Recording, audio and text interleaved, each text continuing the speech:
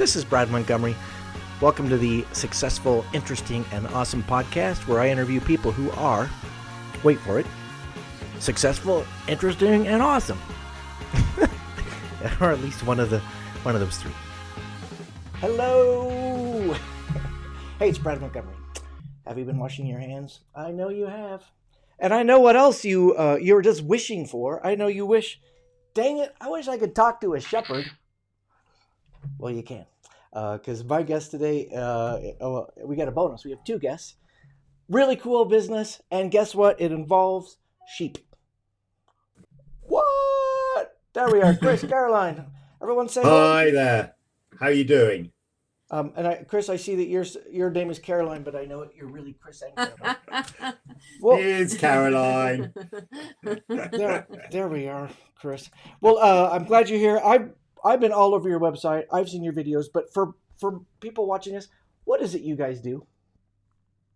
It's very simple, really. All you have to do is just get a few sheep into a pen. How difficult can that be? Yeah, that could be freaking difficult because I've seen the videos. Don't spoil it all. You know, it's just one man and a dog does it. So I'm sure that, you and a few colleagues would easily manage to get the sheep in the pen. Okay, first of all, I totally want to try that. And you think I'm teasing you, but I don't. I'm not. I'm showing up at your gate. So that's the first thing. But so walk us through this. You're a shepherd. You have a big field and gazillion of sheep, 12 sheep. You have a bunch of sheep. And then also you have a crazy business. Tell us what you do. Okay, my profession is that I'm a contract shepherd, so I look after sheep, not only for myself, but also for other people. And so therefore, I've had quite a lot of experience with working with other difficult farmers. They are notorious at being really difficult, stuck in their ways, and possibly just arguing with you for the sake of, we've always done it this way. My background is actually, I was born and bred in London, so I'm a townie, if you like. Always wanted to be a farmer since I was about this height. And away we went, and found that I had a natural infinity with sheep. Rather sad, but what I love about sheep is not only do you work with the sheep, you also work with the dog. And that you've got to get your communication right for it all to work well. And Caroline, I know also, in addition to dealing with Chris and hurting him, and that's a difficult task. You also run a really interesting business that other shepherds don't run. Can you give us a hint? Well, yes. I mean, we'll possibly get on to how on earth the business came about in a little while. I'll let Chris explain that. But essentially, yes, what we do is we lure corporate teams away from their, well, I'd like to say their normal workplace. That's a kind of that's a whole myriad of places right now. I realize that, but pre-COVID, we would lure them away from their workplace, their office, their factory, wherever it is they normally work. We'd entice them to a field, nice fresh air, put away all their devices, their screens, their phones, and just get together, have some fun to start with. Once they're in that kind of fun adventure zone, then that's a great place to start learning. And they learn about themselves, they learn about each other. And my role really is to, sometimes I'm behind the camera because we film it all. And aside from that, I'm the one that gets the clients in, to be honest. I'm the one who does the marketing and the sales. You're running the business while Chris is running the sheep. Yes. Okay, so we have this bizarre problem that when I put both of us side by side, somehow I've eliminated you, Caroline. It's not personal. That's quite all right. That's okay. I didn't mean it. All right, so when I first met you, I was stunned with how similar our businesses are in a surprising way. In that when I do team building with corporate people, I get them in a room and I have them do something fun, and I have them do something that's not related to anything they know about, and they have a lot of doubts and they have no idea what it is. And by the end of the day, they say, "Oh, you had a plan. This isn't really about what you thought it was. I get it." And I'm assuming it's the same thing with you, that your clients say, "Oh, this is not about sheep. This is you're teaching us." It's a very astute observation. Is actually when they come out to our event, yes, you're right, it's in a field. So we show them a clip of a shepherd working with his dog and how easily they get the sheep in the pen. And you can almost see them say, well, that's what you'll be doing. And they walk out to the field and they're almost looking at their watches and going, well, what are we going to do for the rest of the day? It's a shepherd. And then they get out in the field and they go, oh my gosh, okay, so we don't get the dog. You have to work together to actually get the sheep in the pen. And they're going, well, okay, that's still, I mean, what's a dog worth? 3 or 4 people, possibly at the outside, you know, where there's 10 to 15 people out in the field. And you're going, well, how difficult can it be to actually get them in the pen? And the fact is, that's exactly what happens, is that they have to get into that adventure zone. Then most people don't know how to do it. And even if they do know how to do it, they're often below the radar. They're not brave enough to go, I know what I'm doing. Because if you know what you're doing, you know how much trust and communication and how many times you have to really coach people along and not be too aggressive, not to be too forthright. You have to get everybody on board. All of those things play out in the field. And what I love about it is I'm not standing up there and going, that system won't work, this system will, this is what you're doing wrong. It's more about whether the sheep believe the group of you are working in such a way that they'll go in the pen. There's just no part of this I don't love.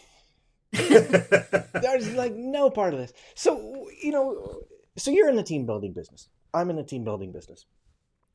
One of the things that cracks me up is how I bet we hear the same stories about what our clients have done prior to meeting us. And by the way, if I had a choice of booking me or you, I would book you any day of the week. But if you don't feel like going to Britain,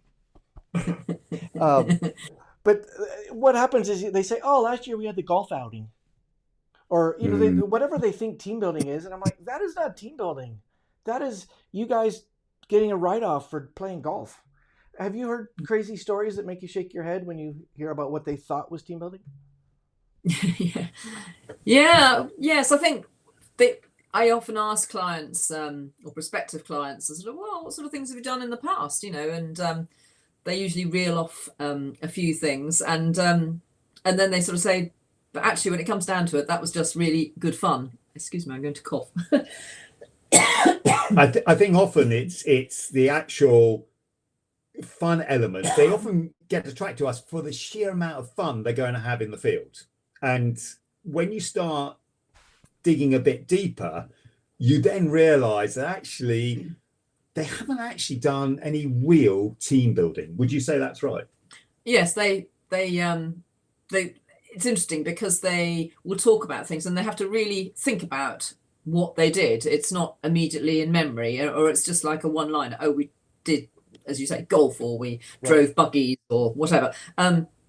Interestingly, when we speak with clients, or when I speak with clients, maybe 6 months later, even 2 years, 3 years, 4 years, 5 years later, it's lovely to hear them say, "Oh gosh, yes, do you know what? We still talk about the sheep," and they relate to it in certain aspects. Sometimes just for fun, but sometimes it'll be in a serious moment, because we have this whole mantra about, will this get the sheep in the pen? So when you're doing anything from then onwards, strategic thinking, brainstorming, whatever it is, just stop, pause, and think, actually, will this get the sheep in the pen?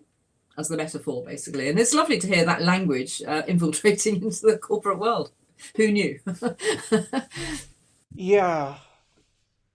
How about this for a difficult question, or not difficult to answer, difficult to ask. And the reason it's hard to ask is I don't fully have it articulated in my brain. But I have found with my clients, sometimes they come and they want wisdom, and I'm stunned with they just have no freaking common sense. Like, oh, I know what you should do. Something where not everybody's in, where no one's in charge. How about something where the leaders are not in charge? And they're like, oh, is that a, okay, yeah, okay, that's a good idea. Meaning, it's kind of obvious that my business wisdom to me doesn't feel much like business wisdom. It feels like, well, maybe you guys should work together and talk about it some. What do you think? And they're like, brilliant. Is, do you know what I'm talking about? Do you feel like when you teach them, like, well, guys, you're going to have to talk about what your goal is, and you're going to talk about how everyone needs a role, and if you leave people out, it's not going to work. Do you feel like you get credit for being brilliant when you feel like, yeah, it's pretty obvious? That's I think it's actually very revealing, because I don't know about you, Brad, but when we set out, there's no fixed script. They can do anything as long as it's safe and for the sheep. I jokingly go out in the field and I go, well, my job is to make sure the sheep are safe. Your job is to get the sheep in the pen. That's the end of the brief. If I call it stop, it's because I'm worried about the sheep. And when you take all those barriers away, they're flummoxed into, what the heck do we do? And they forget all their training. Would you say that was right? Yeah, I think it's big. I mean, and there's some brilliant team building activities out there, don't get me wrong. And nearly all of them will take, the first thing is it'll take you into an alien environment where, it's different for everybody, and that's fantastic. Takes away hierarchy. Yeah, tick that box. That's great. I think that the thing that throws people is the sheep. And it sounds really obvious, but it is the sheep. It's this third party, if you like, this living, breathing creature that actually, the flock has its own communication methods, their own behavior patterns, and it's so unpredictable. And I think that it as you're right, it throws them. And I think also there's this in the corporate world, I'm not saying every single corporate's like this, but a lot of the corporate teams we have are very used to certain sort of rules and structures and what have you, status quo, and they're almost frightened to move away and question the status quo. And they do gradually with time, but some teams take longer to get there than others. It kind of depends on the environment they work within. I mean, if they're a company that might work in, I don't know, let's say financial services or legal or perhaps very high tech or scientific or analysts, sort of analysts, then not surprisingly, they perhaps are more rule driven than the more creative industries. So that's a bit, that's a bit broad brush, but you get the point. And so, but it is, we do generally flummox them because we give so little brief. We just show them a film and then we go out to the field and it's pretty much, well, look, there's the sheep, there's the pen. It's your job to get them in the pen. And then that's about it, really. I guess, Bradley, what it is really actually, there's no right or wrong plan. And what I might think as a shepherd, I'd go, oh, I'm not sure this will work. I think this is a little bit difficult. I would never do it my way, that way. And yet, because the group understand the plan, believe the plan, have 100% commitment to the plan, the sheep will comply and do what they want. But as soon as there's a single chink in that armor, the sheep will exploit it. Those dang sheep are smart. They're smarter than people think, because actually they recognize people very well. And what you find is, if you've got that weaker person in the group, they will pick on that person until the group backs that one person up. So if you've got a team which is going, well, I'm doing my job, I did what I said I'd do, but the people either side of you are weak, you have to adapt for the sheep not to come through you. Oh, I just want to do that so bad. I want to be in one group. I want to do everything. I do. I want. I'm going to come back to this business, but let's go. Let's go to sheep because I don't mind telling you, I've never met a shepherd. And when we talked last, you said a couple of phrases that I giggled. I wrote them down. You said, "Well, obviously, I shear sheep also," which I thought was attractive because, like, I've never heard that said in conversation. And you say, "Well, obviously, I'm a contract sheep." I think I don't remember. But I'm a contract shepherd, and I'm like, "Yeah, what?" So, what do you mean you started in London as a city kid and you moved, and now you're a shepherd? Who does that, and what's the story? So what it is when I was a knee height to a grasshopper, I loved being outside. I was one of those people who planted money. So I planted a few coppers, a few cents in the ground because my dad said that money didn't grow on trees. And what I heard was Dad didn't know how to grow money on trees because if I'm right and he's wrong, I'm due to make a fortune. And, I learned a lot about, self-discovery, as in I had no idea how to plant an onion. It looked a bit like a daffodil bulb. And so I planted it in the ground. Of course, it rotted because they sit on top of the ground. But all of those things was discovery. But when I went into agriculture, I then realized actually it was great. I spent a little bit of time in Canada, ploughing up the prairies, and it was interesting. It was fun. It was big tractors, and of course, as a teenager, that was just like great. How big horsepower I need here. The bigger the bit, the more powerful I felt. But actually, after a time, I got fairly bored with that. And what I love about animals is every day is different. There's no, you can go out and look at the animals and something will start a thought, or you won't notice something, or they'll react a certain way. And that's the way you have to adapt. And I believe it's the same with people. Every person will come with a different problem, and it's how you choose to deal with it. Ooh, pretty deep. You're like Yoda. This shepherd is smart. Well, walk me through the process though. So you live in London and now you own sheep. There's a couple like what? A couple of steps missing. So haven't you ever had a childhood dream? I always want to be a fireman, a whatever, train driver. You wanted to be a magician, Yes. didn't you? Yes, And I you did. did become one. Yep. So all I did was held on to that dream and decided that was what I was going to do. And that was... I didn't mean to talk over you. Go ahead. And that's all I did was I just knew I wanted to do that from the word dot. And just because I was in London and when I spoke to my parents about it, less than interested, they were going, oh no, because what they heard is we can't help you buy a farm. And farm workers are poor. They never make any money. Right. And I was going, that's fine. I don't expect you to buy me a farm. And also, I will find a way to be successful.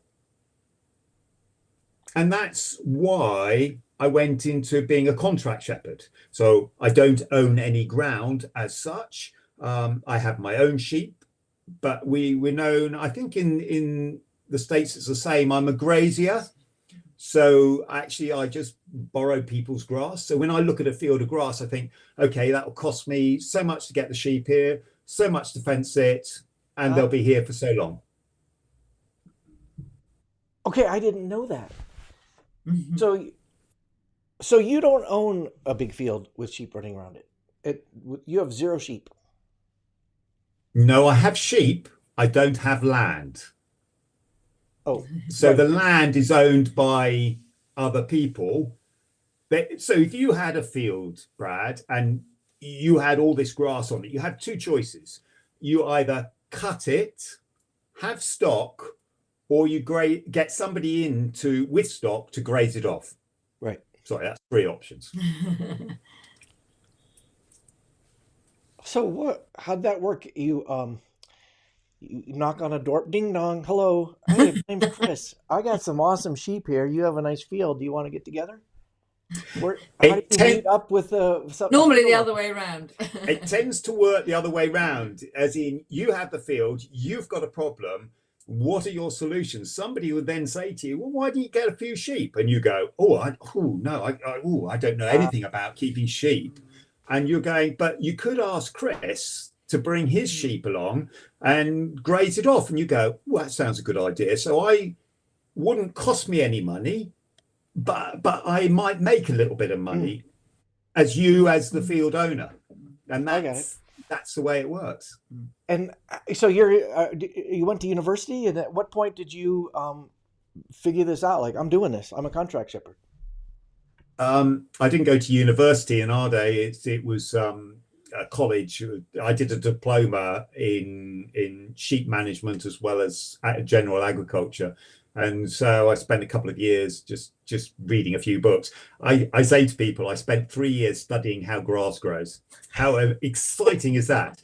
Needless to say, the evenings were a lot more entertaining than the daytime, but nevertheless, you learn a lot about observations and the way nature works, and it's useful stuff, And you've travelled a lot around the world as well. I did spend 3 years traveling around the world. I'm afraid I did. You Yes. forgot to come home. Went to Australia, kind of forgot to come home. But I mean, in all seriousness, you did discover lots of different types of agriculture. You hadn't decided on sheep before you went, had you? You sort of moved around, and actually, as time went on, you thought, no, sheep's the one that interests me most. Well, rather like you were saying, Brad, when it came to sheep, I just thought, this is a no-brainer. I mean, can't everybody see what I see? Oh, you just walk out in the field and you just see that's a sheep. Yeah, but you can tell that one isn't well, that one's overweight, this one's lame, this one's this and the other. And it just seemed to be so obvious to me. What I couldn't understand is why nobody else could see what I could see. That was the real point. And when you have that flair, you think, oh, actually, I've never actually gone to work. I just love what I do. And even if I wasn't getting paid for it, I'd still do it. So that means I might not be in his Caroline life. Chris, that means you've never had a traditional job. No, I've been totally unemployable. Me too. I've never had a traditional job. You and I, we're you're spirit so in animals. common, exactly. All right, so enter Caroline. So at some point you're running around saying, hey, you got a field, I got sheep, let's do this, it's fantastic, I'm feeding my creative side, and I have a natural affinity for sheep, and they like me. But then Caroline entered, and so Caroline, you want to take this? How did you guys get together, and what's the deal? I think I better just intersect one little bit, because I've got to give you the missing piece. You don't know what I'm going to say yet. Oh, go on then. Yeah, you go ahead. Go on. I think there's a missing piece here, but let's see if you say it. Go on. Okay, so how did we meet was through a previous business enterprise. There was a time back in the 90s, I guess, late 90s, when agriculture took a big hit. There was an animal disease that is called foot and mouth, and it really devastated Chris's business. I didn't know him at this time. I'm just giving you some background. So he had to look for alternative income for a little while. Meanwhile, I was in a completely different part of the country, as it happens, quite near London. I was, whilst my background had been in marketing for about 20 years, I had had a complete change of life, and I was a personal fitness trainer. I decided I had a bit of an early midlife crisis and became a personal fitness trainer, which is great, but I wasn't making enough money from it. So I also explored an additional income stream. And it just so happens that was the same income stream that Chris was pursuing, and it was through a big global business, actually, where we were both effectively involved in direct sales. So that's how we met, actually. It was through this particular business enterprise. So that's how we met. But leap forward to Raising the Baa. The origins of the business is that it was never meant to be a business. There was a charity that wanted to, that was setting themselves up to help youngsters with few communication challenges, shall we say. Generally, at the time, they were inner city kids, and I was having a meeting with this guy, and I was quite interested about the charity. And Chris, to be honest, gate crashed the meeting. He barged into the meeting where I was in a cafe, and they started talking. And anything for a free coffee, you see, he comes in. So he came in his wellies, and they started his Wellington boots, started talking about the charity. And the guy running the charity said, the only thing I've got missing from this first course that we're about to do is some kind of icebreaker. At the beginning of the week, we've got these teenagers together. They probably won't speak very much because that's what teenagers do. And Chris said, well, maybe you should get them down, just off the cuff, really. Oh, get them down to the farm, get them in the fresh air, run around a bit. And then you can sit them down and you can go through all the rest of your course, teach them something. And David sort of seized on this, the guy from the charity, and said, oh, yeah, no, that doesn't sound a bad idea. What have you got in mind? At which point, of course, Chris then had to think of something. You had to structure something. You couldn't just say, well, come down the farm. So long story short, he came up with the idea of, well, actually, as a shepherd, I have to, we always have to herd the sheep into a pen before we can do anything with them. So I guess there's no reason, I normally do it with a dog, but there's no reason why I guess a group of teenagers couldn't do it. That'd be good, wouldn't it? And then they can get them in the pen, and then we can do some other things with them. I can show them what I do, etc. So the first event came along literally 2 weeks later, and it took them about 3 hours to get the sheep in the pen. He thought it would take them about 10 minutes. But the transformation, which was amazing, but the transformation was the most incredible thing, wasn't it? From them being these, as I say, teenagers who had some communication issues as well. They weren't just grumpy teenagers. They had a few issues, shall we say. And, they'd not been on a farm before. They certainly hadn't been up close and personal with sheep before. But by the end of it, they were sort of laughing. They were making decisions. They were, high-fiving. They were, and the confidence was incredible. So there are all these changes that were happening to such a point that, David said, that was fantastic. Will you come back? And you went back. Oh, he didn't say that. Well, not quite. What he did, I got to, a little bit, Brad, later. When you've met somebody and you sort of done, a little example, and you go, we will let you know. I don't know about it in the States, but in the UK, it's code for thank you, but we're not going to do it again. And I went away going, God, thank heavens, I won't have to do that again. That was a good bit of a laugh, but gosh, did I underestimate the time that they're going to get the sheep in the pen. I thought we were going to go on and do other things. Right. And I thought, oh, well, I've really underestimated that. They didn't really communicate that well until the end. And then they did all of those things. But actually, at the end of the day, he phoned me up about half an hour later to say, can we do one the following week? And I was going, oh, right. OK, yes, that's fine. Iron out a few problems. We did that for several years, ironing out all those several problems, not problems, but getting slightly different results every time. So we've run it for a few years, and then we went to commercial market. Well, they came to us. That was the whole thing. That's the interesting point. I was busy running my other business, and it was only because Chris had a few photos. I said, oh, well, I'll just put a Facebook page up there so people can see their photographs. And we just called it Team Building with Sheep. And then, of course, because I did that, then a few companies sort of saw it and said, oh, could we do this then? And that's how it started. So it was completely, round the other way. So it was the demand that made us launch the company. And then I got involved because I thought, well, okay, well, if one team can do it, I'm sure a few more can do it. Such a dream business, I think, in that's the way we want it to run. We want our businesses to be discovered, right? Oh, there's a market for this. Who knew? And they come running to us, as opposed to, and I imagine you do too, so many entry-level entrepreneurs who just have that concept in their mind. I'd like to work for myself. And then they're like, as opposed to you guys going, well, we got a viable concept here. It turns out it's really great. It turns out there's a market for it. Mm. Well done, you, is what I say. Thank you. Well, it's we had a bit of publicity. I mean, we all dream about having the publicity at the right time at the right place, and everything just takes off. Well, unfortunately with us, it rather the publicity came first, didn't it?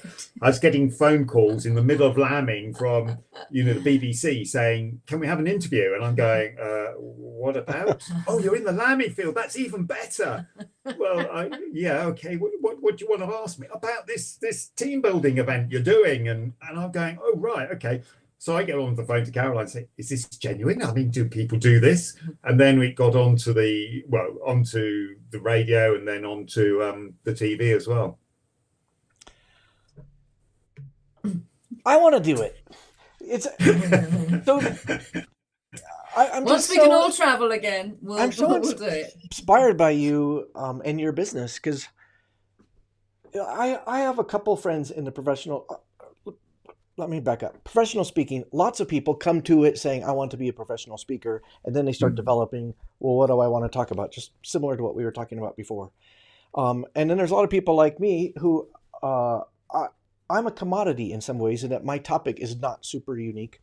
So what separates me from the rest, hopefully, is my skills.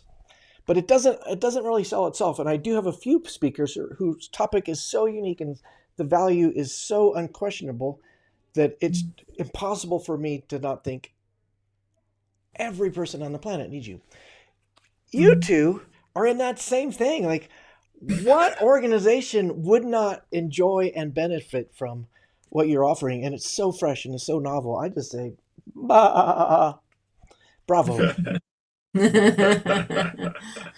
we were all, pre-COVID, we were all poised to export to the States and the Netherlands and Canada, and because we're ready to roll. I mean, we operate around the country. We have a lovely network of sheep farms around the country here. There's absolutely no reason why it can't be replicated in the States. So yeah, hopefully when we can again, we will. I'm there. I want that first call. Yeah. All right, well, I'm so grateful for your time. I'm going to wrap it up, and as I yammer a little bit, I'll tell you what question I'm about to ask you so you can think it through. I'm about to ask you both what gives you hope, and you get to define that any way you want. All right, so hello, my people out there. I'm talking to you for a second while these guys are thinking. Do you get it? Sometimes non-traditional can fill a traditional need, and Chris and Caroline of Raising the Baa don't meet that if they don't just bring all kinds of creativity and charisma and joy and just a concept that can't be beat and made it pay the bills. Come on, how inspiring is that, you? Mm-hmm. Let's go to you guys. I love to ask, let me get this right. I love to ask every single guest what gives them hope. We're talking to the principles of Raising the Baa team building. Caroline, you want to take this first? What gives you hope?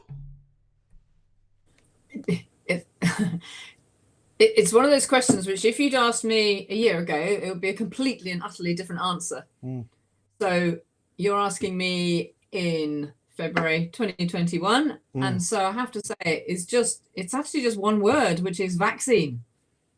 COVID vaccine, 2 words. It is as simple as that. I think that I'm not to say that every single bit of research has been done to know, side effects, etc., but I've been in absolute awe of the medical, the companies behind these vaccinations, and how well they've just proven what can be done in such a speed, in a more rapid way than normal. And when it comes to it, I think it's been a very I think that's a great business lesson anyway, isn't it? It's like, well, it can be done. So yeah, but right now, that is the thing that I think is giving everybody so much hope. When I talk to people, that's the one thing that's on everybody's lips right now. It's vaccine. Because without that, I'm not quite sure where the hope is going to come from. That's very narrow, I know, but right now, that's it. I'm with you. You and I both. Vaccine. Chris, you are a shepherd, for crying out loud. A team building shepherd. What gives you hope? What gives me hope is that people value time rather than money, and they always are curious, and they look for every single gold nugget in everything they do. That's what gives me hope. That's, the valuing of time as more valuable than money.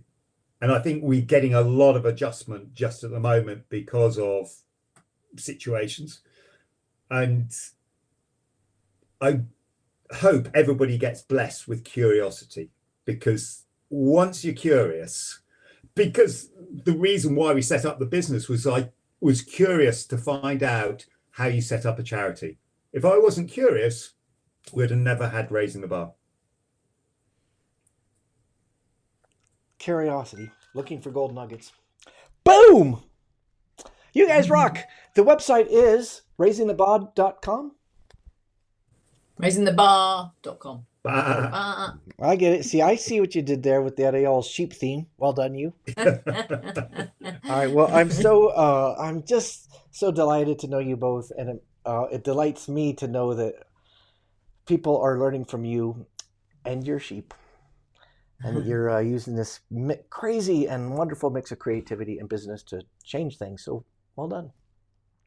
Thanks so much, Brad. It was really, really wonderful to be on your show, and it's just great to meet you. Yeah, we will meet you properly rather than just virtually soon, I hope. You count on that. It's happening.